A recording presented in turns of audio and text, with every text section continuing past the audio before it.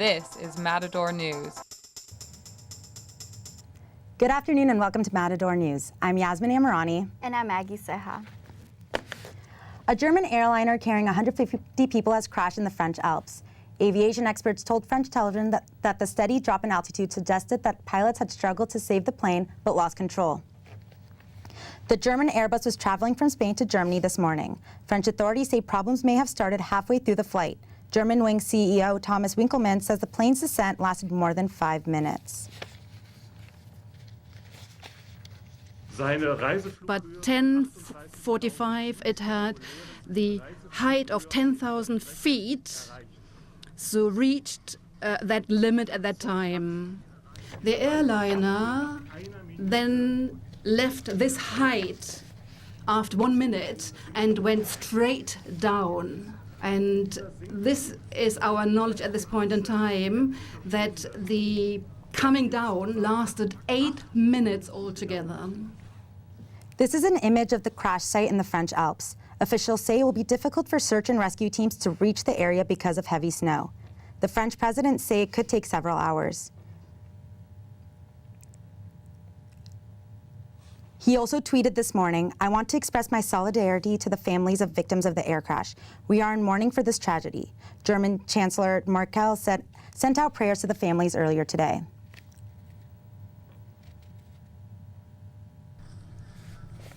There are many Germans among them.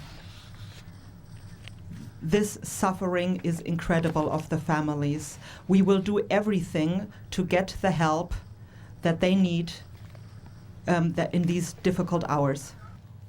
The German Foreign Ministry opened a hotline for people to inquire about passengers who were on board, but France's president has warned that there are probably no survivors. Philadelphia. A man in Philadelphia suburb of Whitman Township had a rude awakening this morning. A school bus went off the road at 8 o'clock and slammed into his home. 9 students from a local school were on board when the crash occurred. They did not sustain major injuries and were transported to their school while their parents were notified of the accident. The 58-year-old bus driver cooperated with officials and has taken to a local hospital to be checked for injuries. The man inside the home was on the 2nd floor when the crash occurred but did not sustain any injuries. The house received major structural damage and residents will not be able to return. Authorities are investigating the cause of the crash. Los Angeles police are searching for a suspect in the murder of a Van Nuys woman early this morning. The woman was stabbed to death in an alleyway behind Kessler Avenue and LeMay Street. A man was also injured in the attack and taken by ambulance to a local hospital. A 4-year-old child who was apparently at the scene when the stabbing occurred was not injured. Officials believe the stabbing may have involved a domestic dispute. 4 people in Anaheim have been arrested for a hit and run after they allegedly skipped out on their bill. Their waitress went out to take down their license plate and was ran over. The victim was identified as Maria Uriostegui. She did not suffer any major injuries. She told reporters she had a bad sense about the customers after they sat down. Surveillance video from the restaurant shows the vehicle rolling over Uriostegui. The suspects are being held at Orange County Jail in lieu of $25,000 bail. Their first court appearance is scheduled for today, later on. The U.S. Coast Guard found nearly 6,000 pounds of marijuana on a boat off the Channel Islands. 3 men believed to be Mexican nationals were taken into custody. The Coast Guard says the boat was initially spotted on San Miguel Island. The Coast Guard says marijuana has a street value of nearly $3 million. The LA County Board of Supervisors will meet later on today to consider increasing the minimum wage. A majority of the supervisors backed the proposal. The current minimum wage in the county is $9 an hour. Under the proposal, it will increase gradually to $15.25 an hour within 4 years. Los Angeles Mayor Garcetti backs the increase. The city of Los Angeles is also considering increasing the minimum wage. The Fresh and Easy grocery store chain is set to close 30 stores in Southern California. A total of 50 locations will close in California, Nevada, and Arizona. That is about 30% of all stores owned by the company. A Fresh and Easy spokesman said the stores will be sold because they do not meet the criteria of the company's model of modern convenience. March is known as Women's History Month. It celebrates the political and social and economic achievements of women. Alexis Chidbachian is standing by with the Assistant Director of CSUN's Women's Research and Resource Center, Yereni, Ruiz. What is one of the biggest challenges facing women today in the U.S.? I think there's several, but I think one of the challenges that women today are experiencing is violence against women. March is Women's History Month, so I feel that it's not only a time to kind of create remembrance for the contributions of women in history, but to also shed awareness to things like violence against women. Just last week we had an event called Take Back the Night, which is rally resource fair to end violence and to kind of spread awareness and bring in the community to talk about how prevalent violence is. As college-age women, we are more likely to be victims of sexual assaults. And so I think that because it's such a prevalent issue, it's important that we have events like that on campus. Cool. What do you think? Do you think it is possible for women to close the gender pay gap? I think it's possible to close the gender pay gap, especially because there are more women in college. But I think that women are not socialized to negotiate their pay. So I think the more women are in leadership positions, the more we have an opportunity to close the gender pay gap. Okay. What do you hope to accomplish by hosting events on campus about Women's History Month? We hope to kind of just spread more awareness about why these issues still need to be brought up on campus, and just to get students to know that there is a place on campus where these issues are being discussed, and for a kind of like a hub for students to kind of hang out and get to know about how they can be involved and why it's important for us to always talk about it. Okay. Sounds great. Thank you for being here. Thank you. Now back to you guys in the studio. A 3.5 magnitude earthquake has struck 7 miles from Bear Valley Spring near Lancaster. There have been a series of small earthquakes in the area over the last 10 days. George Zimmerman, the man accused in 2012 of shooting and killing Trayvon Martin, has lashed out on President Obama. Zimmerman released a video calling him Barack Hussein Obama for stirring up the racial dividedness over Trayvon Martin's death. Former NFL star Darren Sharper was sentenced to 9 years in federal prison for drugging and sexually assaulting women in 4 states. Los Angeles prosecutors say the 2 local victims agreed with the plea deal. Sharper was first arrested after several women claimed they had been sexually assaulted after taking drinks from Sharper and blacking out. And now here's Janelle Marie with the latest in sports. Thank you, Maggie. The CSUN women's basketball team has fallen in the first round of the NCAA tournament. The Lady Matadors lost to Stanford 73-60 last Saturday. CSUN senior Ashley Guay led Northridge in scoring with 27 points. She is the school's all-time leader in 3-point field goals. Northridge finished the season with a 23-10 record overall. That sets a new school record for the most victories in a single season. The CSUN baseball team swept a doubleheader this past weekend against Dartmouth. CSUN won the first game 8-1. They won the second game 4-3. Senior pitcher Jerry Keel struck out 5 batters in allowing only 1 run in 8 innings in the first game. And junior pitcher Connor O'Neill allowed just 3 runs in 6 innings in the second game. CSUN has won its last 6 games.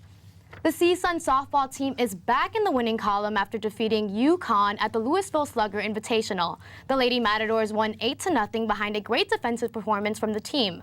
Northridge freshman pitcher Zoe Conley tossed the shutout. Conley is now 11-3 this season. Her earned run average of 1.48 is the best in the Big West Conference. Los Angeles Lakers point guard Steve Nash is retiring from the NBA. Nash has announced his retirement through a letter published on the Players Tribune. The 2-time MVP has not played this season because of a reoccurring back and leg issue. Nash will finish his career ranked 3rd on the all-time assist list behind John Stockton and Jason Kidd. The 41-year-old guard will also retire as the most accurate free throw shooter in the NBA history. He shot over 90% from the line in his 19-year career. Little League pitching star Monet Davis is asking Bloomsburg University to reinstate one of its baseball players. The player Joey Castleberry was dismissed from the team after sending out an offensive tweet about Davis. Castleberry's tweet came after news surfaced as that Disney wants to make a movie about Davis's life.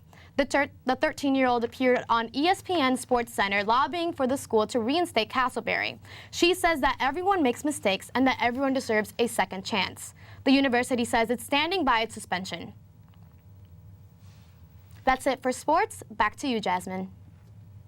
Israel has been spying and eavesdropping on U.S. nuclear talks with Iran.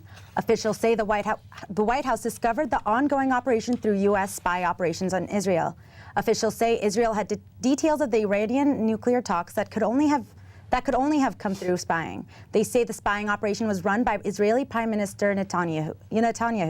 They say Netanyahu was hoping to build a case against a possible U.S.-Iranian nuclear deal. Israeli officials deny spying. They say they'd received their information from European diplomatic informants.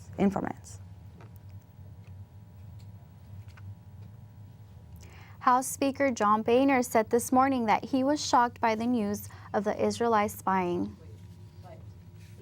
I was shocked by the fact that there were reports in this press article that information was being passed on from the Israelis to members of Congress.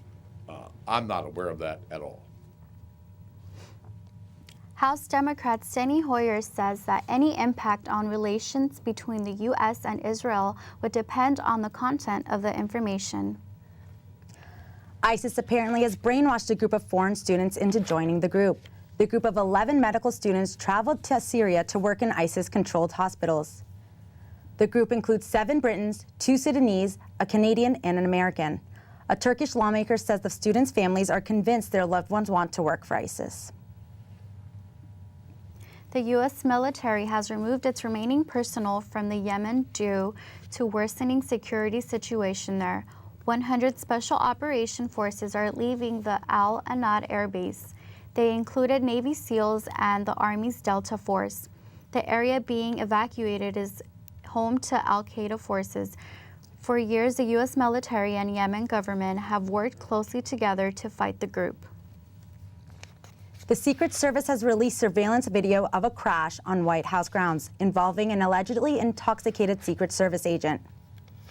The video shows a government vehicle driving at a slow speed into plastic barrel outside of a White House checkpoint. The accident occurred 3 weeks ago. It also captured someone dropping off a suspicious package, but officials say there's no indication of a crime. The video supports statements made by Secret Service Director Joseph Clancy that reports of the incidents were overstated. Clancy testified before the House Oversight and Government Reform Committee this morning. He denies claims that his agency purposely erased other surveillance video of the incident. What famous actor gave a touching tribute to Paul Walker? Which professional athlete landed the cover of next month's Vogue? Here we have Sarina Sandoval to tell you all the latest entertainment news. Thank you, Yasmin. Angelina Jolie has revealed that she had her ovaries and fallopian tubes removed. She said she got her surgery to reduce her risk of cancer. 2 years ago, Jolie underwent a double mastectomy for the same reason. Her mother died of ovarian cancer. The actress has a gene mutation that increases her chances for breast cancer and ovarian cancer. Serena Williams is the first African-American female athlete to appear solo on the Vogue cover for the Vogue magazine. Williams sports long natural curls, a slim-fitting blue dress for the cover. She announced her Vogue cover in a sexy bikini on Instagram. The tennis player joins Lupita Nyong'o, Beyonce, Rihanna, and Michelle Obama as high-powered African-American women to appear on Vogue's magazine. Actress Taraji P. Henson will not be enrolling her 20-year-old son, Marcel, at USC.